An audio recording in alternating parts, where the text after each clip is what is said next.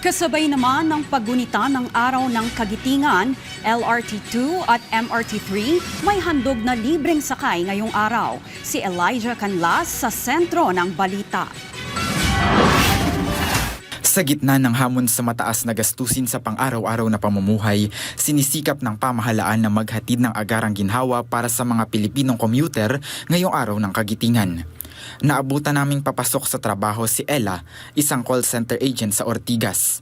Hindi lamang aniya pamasahe ang kanyang natipid sa araw na ito, may pandagdag pa siya sa kanyang baon. For me, sobrang mahalaga siya kasi yung pamasahe for today, pangdagdag na lang pangkain. Yun. Thank you din kay Pangulo. Hindi lamang mga manggagawa ang makikinabang sa naturang inisyatiba, kundi maging ang mga pamilyang may mahahalagang lakad o okasyon ngayong araw. Gaya na lamang ng inang si Christine Joy Nestor, kasama ang kanyang mga anak na maagang babiyahe para makahabol sa isang mahalagang okasyon. Pupunta po kami sa Bulacan po. Mag-attend po ng graduation ng panganay ko po. Sobrang laking tulong po yung libreng sakay sa tulad sa atin ngayon na sobrang mahal ng pamasahe, sobrang mahal ng lahat-lahat po.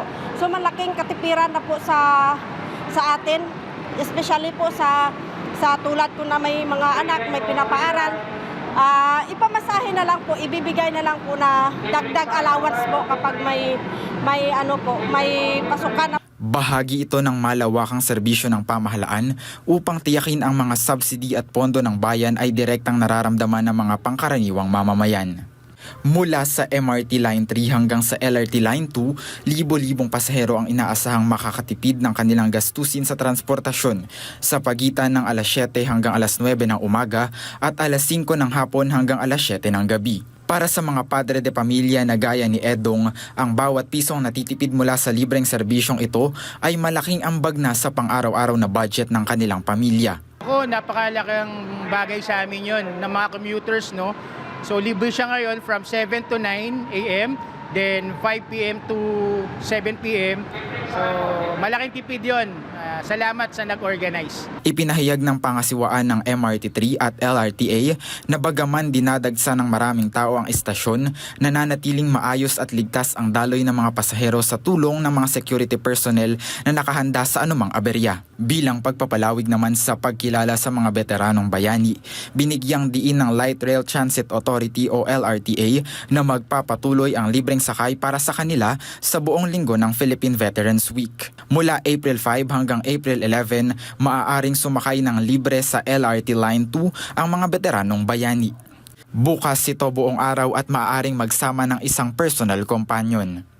Kinakailangan lamang magpakita ng valid ID mula sa Philippine Veterans Affairs Office o PVAO sa mga security personnel ng istasyon. Tiniyak ng DOTR na ipagpapatuloy ang mga ganitong uri ng programa upang patuloy na maipadama ang malasakit at tugon ng administrasyon sa daing ng mga commuters sa Metro Manila. Sa panahon ngayon na pinagkakasya ni Juan ang bawat piso, laking tulong at kaginhawahan ng libreng sakay ng DOTR para sa sambayan ng Pilipino. Ito ang agarang tugon ng kagawaran upang matugunan ang araw-araw na pasanin ng mga commuter sa kabila ng paglalatag ng mga solusyon para sa mas maayos na sistema ng transportasyon.